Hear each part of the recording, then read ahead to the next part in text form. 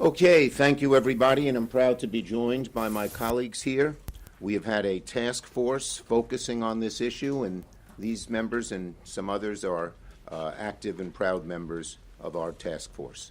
So, look, 27 days ago, every single senator sent Donald Trump a clear and simple message: release the Epstein files.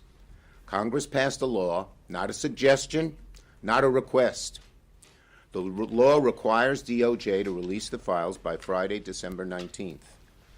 In 3 days, President Trump has a choice: follow the law and release the files, or break the law and continue to hide the truth from the American people. Let me be blunt. We fully expect Trump, Bondi, and their minions to dodge, delay, or partially release these files. If they release some documents and hide others, the American people will see right through it, and they'll ask the obvious question. We are all asking the obvious question that looms. President Trump, what are you trying to hide? President Trump, what are you trying to hide? That's the question the American people are asking. Now, over the past few weeks, Senate Democrats, including my colleagues here with me, have been preparing for every scenario. We're working with the victims' attorneys. We're working with legal experts. We're working with people very familiar with this case to ensure full compliance of the law. If the administration withholds some documents unlawfully, we will know. If they abuse narrow exemptions to hide the truth, we will know. And there will be serious legal and political consequences. This law passed with near unanimous support. The survivors deserve the truth, and the American people are demanding it. This isn't political. Democrats and Republicans agree. The American people deserve the truth. So, Donald Trump, release the Epstein files. Stop hiding. Stop delaying. Come clean with the American people. And if you don't, the question will only get louder and louder and louder. Trump, what the hell are you trying to hide? Senator Wyden's done great work on the financial end of this and has been a great member of our team. Thank oh, you. Sorry. Yeah. Go ahead. No, Amy, you go first. Now, Amy goes next. Go. You're closer to the microphone. Thank my colleagues, and there are two cover-ups that need to be discussed this morning. The first involves the Department of Justice, and that is urgent business that we're focused on this week. The second cover-up is being conducted by the Treasury Secretary, Scott Bessent, and it deals with the financial aspects of how the sex trafficking came to be. So let's talk about them one at a time. First, as Senator Schumer said, there's good reason to be skeptical of whatever spin the Trump administration puts out on Friday. Here's why. This wouldn't be the first time Bondi tried to trick the public with a binder full of chicken feed. That's what she did back in the spring, which infuriated MAGA voters, who took Trump and his cronies at their word that they'd release the files. Second, the cushy treatment by the Trump administration of Ms. Maxwell is totally unacceptable. She was right at the heart of the most notorious sex trafficking ring in modern American history. Despite that, Donald Trump himself said a pardon for Maxwell is on the table. Third, the Trump administration did assign hundreds of FBI agents to look at the Epstein file, but it wasn't to hunt down any more pedophiles. It was really to comb through the files for Donald Trump's name. Why? To protect him from public scrutiny. From the beginning, that's what they focused on with respect to Epstein. So Trump and Bondi do not deserve the benefit of the doubt. Second, we need to look at what Scott Bessent and the Treasury Department is up to here. They've got another massive set of Epstein files. It is a critical fight for transparency and to find out how this horrendous sex trafficking operation was funded. For nearly 4 years, Finance Committee investigators have been on this, and we have been following the money. And to do that, you've got to get access at the Treasury Department to the records that we have seen. The staff of major Republicans have seen them, and the file is made up of thousands and thousands of bank documents. And my investigators say that it is a financial roadmap into how Epstein hurt so many families. It shows who was paying Epstein and where his money was going. It shows what banks enabled his trafficking despite evidence of money laundering and despite the knowledge that he was a sex offender. It shows payments that look like the result of blackmail. It shows big outflows of money to Eastern Europe, Turkey, and Russia, and it includes the names of women and girls. My investigators saw a large portion of these records in 2024 under the Biden administration, but the Trump administration is denying us the file today. It's important for the American people to find out how all of this was financed, and that means getting our hands on the file to investigate further. The Secretary of Treasury, Mr. Bessent, has refused now multiple times to hand it over to our investigators. Ridiculous excuses, again and again. So we have introduced legislation to compel him to turn this over to Senate investigators. And I will tell you that Epstein survivors are already filing suit, against banks because they think that this information is so critical to finding out how they were exploited. So it is time for the stonewalling to end. That's why I so appreciate what my colleagues have done to get this information out on Friday, and the administration is required by law to release the Epstein files at DOJ. I'm here to say it's got to be done at the Treasury Department as well, because we find in America you capture corruption by following the money, and that's what was so critical at this point to the second investigation. Thank you, Leader Schumer, and I thank my colleague, Senator Klobuchar. He's been working very well on this, and we appreciate it. Thank you very much. Klobuchar. Thank you, Senator Wyden. Thanks for following the money, something that's our creed as my former job as prosecutors. Whenever you're solving a case from the smallest theft to big rings, and I appreciate that. So let's remember what this is all about.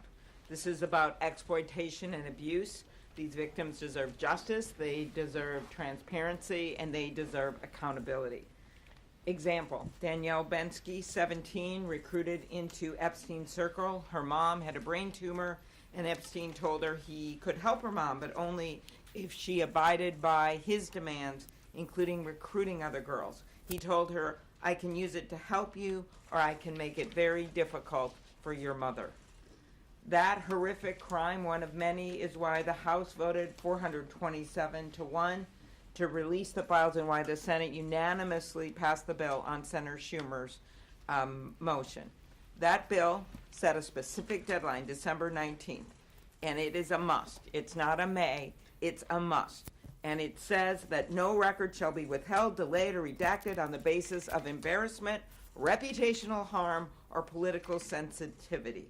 With this deadline, they will show whether they are really going to stop covering up or they're going to protect these powerful abusers. If they redact these files heavily, it will be clear they are hiding something. Maybe it's because Donald Trump is mentioned 1,500 times. Maybe it's because they want to shield wealthy donors who are implicated in these files. Regardless of the reason, if these files are heavily redacted without justification, Americans will know that they are once again, this administration, siding with the rich and the powerful. Remember, if the president was actually serious about truth and transparency, his administration would have released these files months ago. All the way back in March, the Attorney General said everything is going to come out to the public. The public has a right to know. It's been 9 months. 9 months. And if the administration withholds or heavily redacts these records, it will be clear whose side they are on.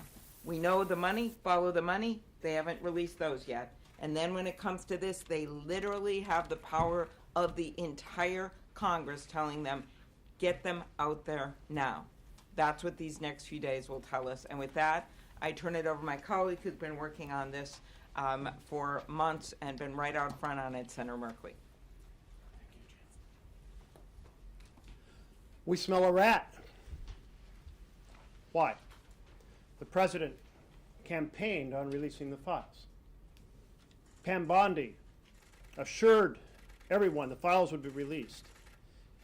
Kash Patel said the files will be given to the public. And yet here we are. Not a single bit of these files has been released. And then what happened? Well, we had over in the House bipartisan leadership with Ro Khanna and Thomas Massie and a discharge petition. And as the discharge petition started to reach the critical number required, the House went on 8 weeks of vacation in order to avoid releasing these files. That's never happened in American history. And then we find, as they were coming back, what happened? An announcement that some new investigations were being launched. That was on November 14th. And on the evening of the 18th, Senator Schumer went to the floor, asked for unanimous consent that the bill from the House be deemed passed when it arrived in the Senate, and unanimous consent was secured from all to send this message. And what happened the next day? Pam Bondi gets up and says, we have this new information to justify new investigations. The timing of that's awfully suspicious. So the leaders in the House and the Senate demanded a meeting. We wrote to Pam Bondi, Ro Khanna, Tom Massie, myself, Ben Ray Lujan, and we were joined, and I welcomed the bipartisanship of Senator Murkowski to say, we want to know what you're up to. Meet with us and explain these new investigations. What is this new evidence? What are you undertaking? And how are you setting forward a plan to make sure all the documents are released on the 30-day notice? We got a response. The response was, we acknowledge receipt of your letter. That's it. So one of the things to watch for is the argument that vast sections had to be redacted in some cases to defend the integrity of some newly invented investigations. One way or another, we anticipate that Trump is going to continue to hide the files that should be released.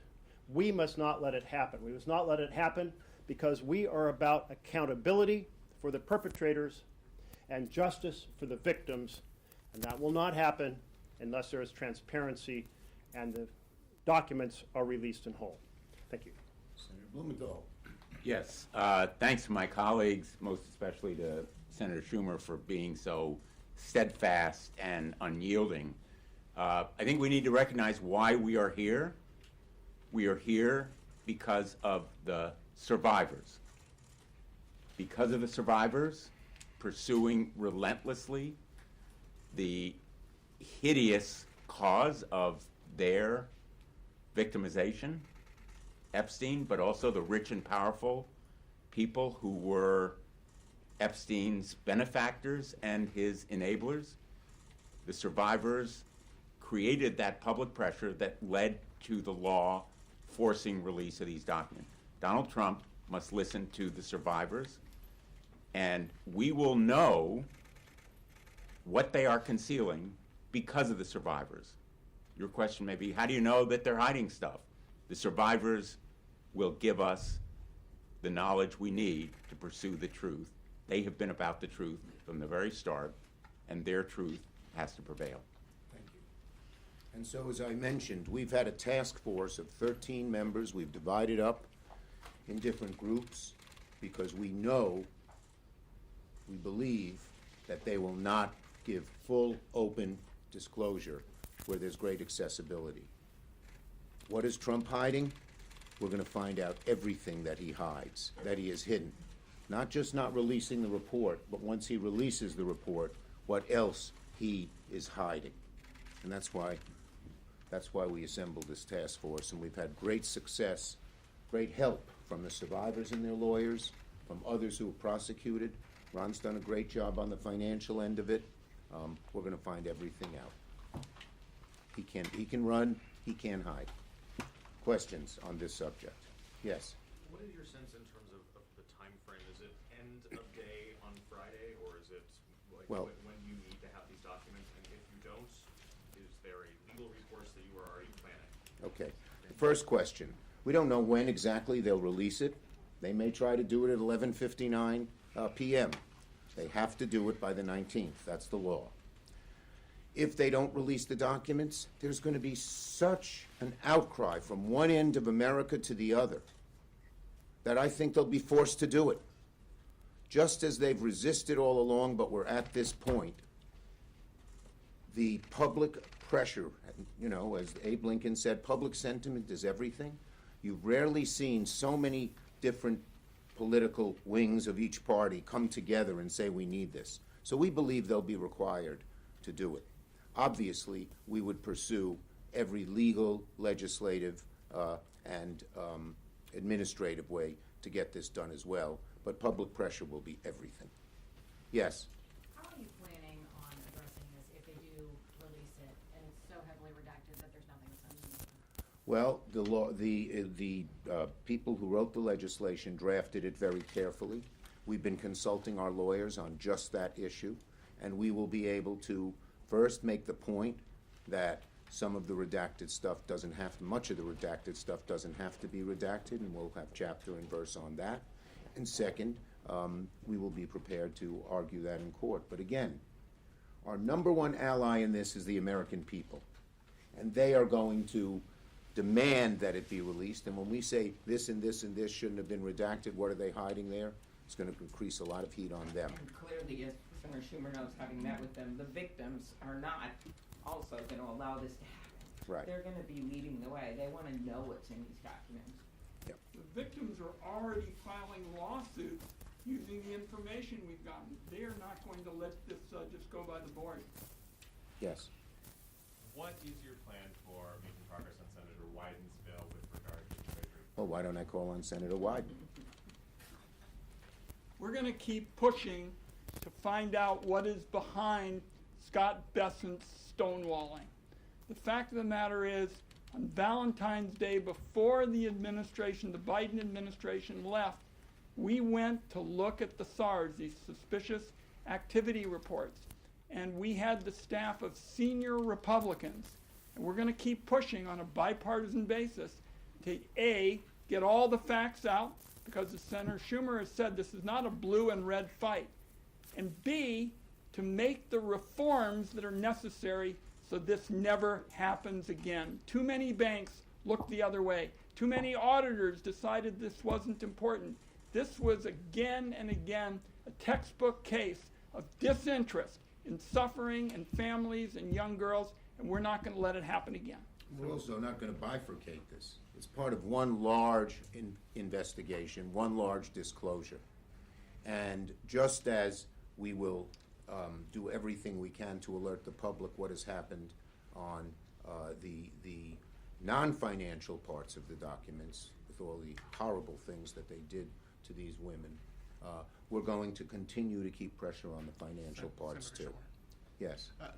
So let's say these files do get released. Is it just going to be a public release, and you all are just going to let the American people go through them and come to their own conclusions? Or will Senate Democrats, will there be a coordinated campaign? Will there be anything that we can expect next year when you all Well, the return? first step is to get them all released. That will be our first job. And then, once we have the releases, obviously, it's going to be clear as could be to the American people what has gone on here. But, you know, Democrats will be actively involved, letting people know how disgraceful this has been. The American people should see everything we see. Yeah, they'll see it. Yes. In terms of the timing, if you need to go to court after the release because it's, there are too many redactions or just everything's not there, is that something that can happen quickly, days, We're weeks? gonna, we have great lawyers who are ready to go, and we will leave it to them as to the best sense of And are timing. you working But with- certainly, we want to let public pressure build and build and build. And are you working with the Republicans on the court action? Because the law was bipartisan, would it We expect that we will have lots of bipartisan support. Thank you, everybody. Oh, last one. What steps are you guys taking when it comes to learning more about why Elaine Maxwell was moved? I don't know if you saw what Susie Wiles, the president's chief of staff, We said. saw that. She had no idea. The president had no idea. I'm curious. I don't know whether those will be. In She the ballot or not. should not have been moved, and I think when the files are made public, the pressure on, to disclose how that happened, why that happened, and to undo it will be very, very real and strong. Is that a focus of one of these task That is one of the focuses is on what happened and what they've tried, and what they have tried to do to cover up everything, including what happened with Ghislaine.